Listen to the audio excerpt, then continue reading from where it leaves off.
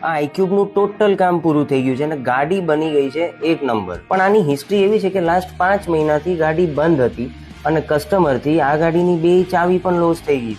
અમારા તુષારભાઈ આ ગાડીને ધક્કો મારીને લાવેલા.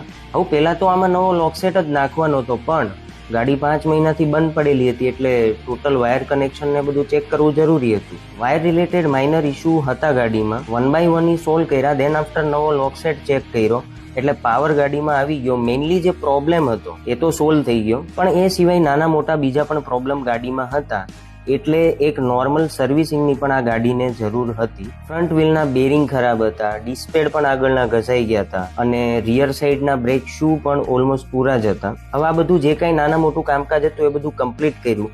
જે પાર્ટ્સ એડ ઓન કરવાના હતા એ પણ કરી દીધા અને લાસ્ટમાં ગાડીને આપી દીધું પરફેક્ટ વોશિંગ. નાવ ગાડી અત્યારે રેડી ટુ રાઈડ છે. કસ્ટમર આવે એટલે એને હેન્ડ ઓવર કરવાની.